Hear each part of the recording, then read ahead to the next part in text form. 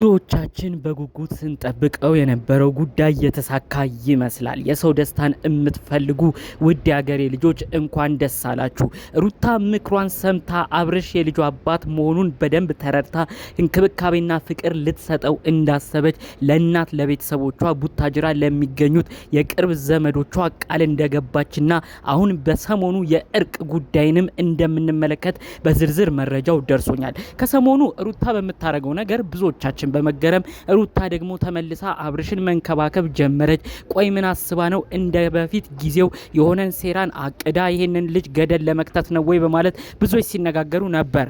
ዳሩ ግን እውነታው ግን በውስጥ በደረሰኝ መረጃ ሩታ ያልተጠበቀ ሰው ከባድ መልእክት እንዳስተላለፈላትና በዚች በሁለት በሶስት ቀን ውስጥ ይህን ጸባዩን ካላሻሻለች እንደሚጣሏትም ጭምር ሩታ ብዙ ማስጠንቀቂያ ስለደረሳት ነው አሁን ላይ አብርሽን እየተንከባከበች የሚገኘው። ይህን ጉዳይ አስመልክቶ ከቡታጅራ ያስተላለፉላትን ሁለት ማስጠንቀቂያ ሩታንም ያስደነገጣትን ጉዳይ በዝርዝር አሰማችኋለሁ። እንዲሁም በቅርቡ ደግሞ አብርሽና ሩታን አንድ ለማድረግ ስለታሰበው አዲስ ድግስም እሱንም በዚሁ አስደምጣችኋለሁ። በሌላ በኩል ደግሞ ሄርሜላ ድራሿ እንዲጠፋ የሆነውና በአንዴ ቆርጣ ወስና ልትሄድበት ወዳቀደችበትም ሀገር በዝርዝር አሰማችኋለሁ። ሰላም ጤና ይስጥልን ውድ የሀገሬ ልጆች፣ በያላችሁበት ሰላማችሁ ይብዛልኝ። የአብርሽና ሩታን አንድ መሆን እስከዛሬ በተስፋ የምትጠብቁ ለተወለደው ልጃቸው ልዑሌ ደግሞ እያሰባችሁ ልዑሌን በጋራ ያሳድጉ፣ አብርሽና ሩታ ተለያይተው አይለያዩም እያላችሁ ጥሩ ነገር ስትመኙ የነበራችሁ ውድ ቅን የሀገሬ ልጆች በያላችሁበት ፈጣሪ አምላክ ጤናችሁን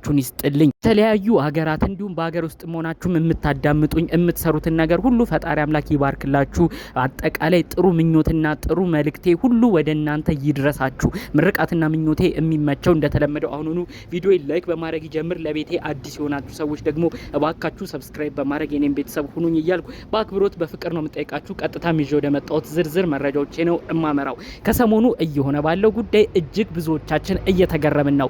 ሩታ ጸባዩን አስተካክላ የልጇን አባት መለማመጥ መንከባከብ ከጀመረች ቆይታለች። ይህንንም ጉዳይ አስመልክቶ ነው ብዙዎች በመደናገጥ ሩታ ምን አስባ ነው እያሉ የሚገኙት። ሰሞነኛው ሁኔታም እጅግ በመገረም የአብርሽ የቅርብ ጓደኛ የሆነው አቤላ ራሱ ጓደኛው አብርሽን እባክህ እንዳትሸወድ፣ አብርሽ ከዚህ በፊት ሩታ ያረገችን ታውቃለች፣ ጸባዩን አሳምራ ወደ አንተ የተመለሰች መስላ ከባድ ችግር አምጥታባለች፣ አፍስዛ አደንዝዛ ራቁት ፎቶና ቪዲዮም ይዛባለች፣ እባክህ ወንድሜ ጓደኛ ተጠንቀቅ እያለ አቤል ሁሉ ሲናገር ነበር።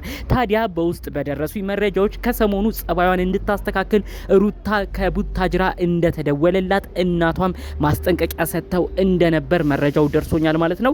የሩታ እናት የተናገሩት ምንድነው?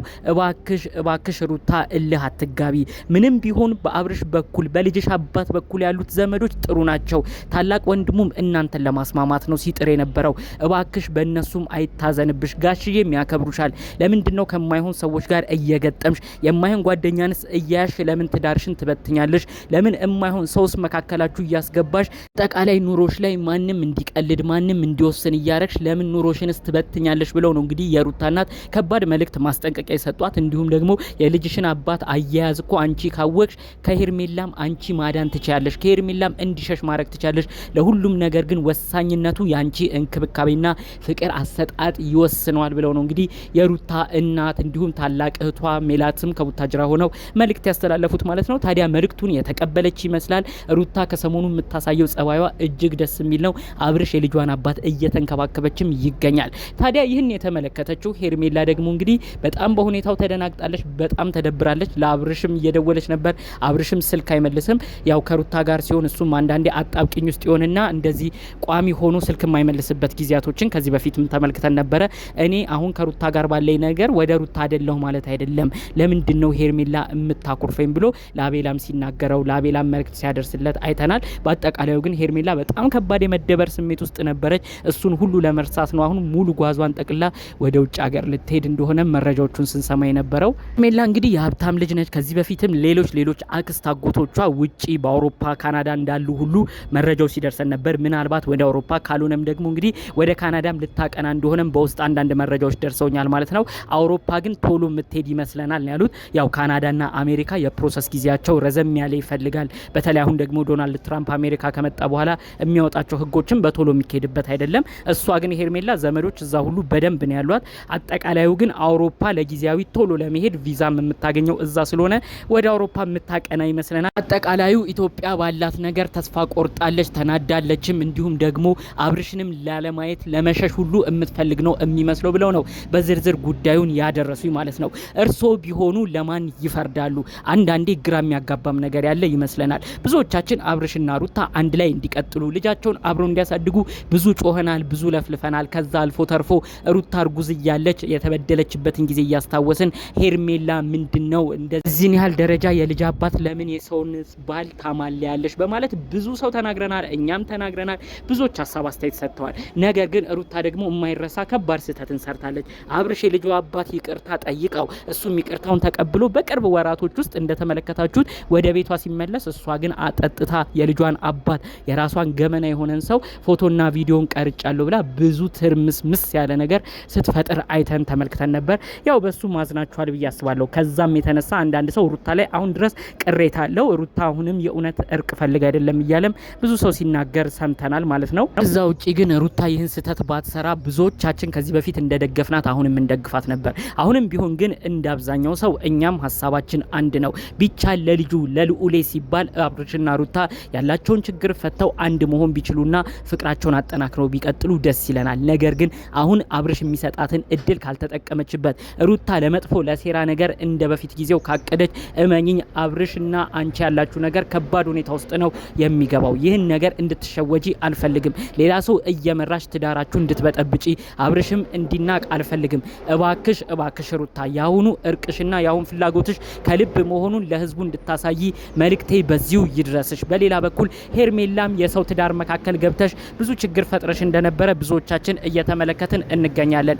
ይህን ነገርም ታዲያ በደንብ በማመዛዘን በማወቅ ላንቺ የሚሆንሽን ሰው ፈጣሪ አምላክ እስኪሰጥሽ ድረስ በተቻለሽ መጠን ከነዚህ ልጆች ለመውጣት ሞክሪ።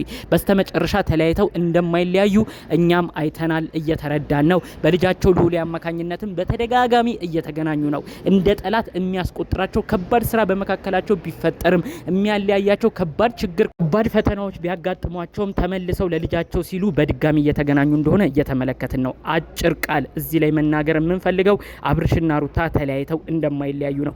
አብርሽ ምንም ቢሆን ሩታን የሆነ ያህል ያለው ፍቅሩና ስሜቱ ሙሉ ለሙሉ እንዳልጠፋለትም እየተረዳን ነው። ስለዚህ ሄርሜላ ላንቺ የሚሆንሽን ሰው ፈጣሪ አምላክ እንዲሰጥሽ አጥብቀሽ ለምኚ።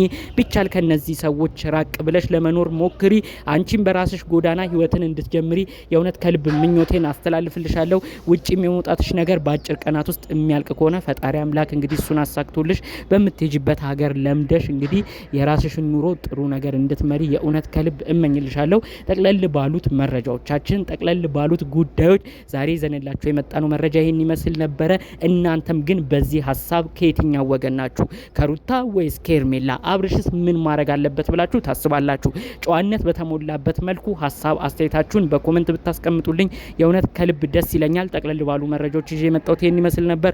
በሌሎች ቪዲዮዎቻችን እስክንገናኝ ሰላሙን ሁሉ ተመኘሁላችሁ። ሰላም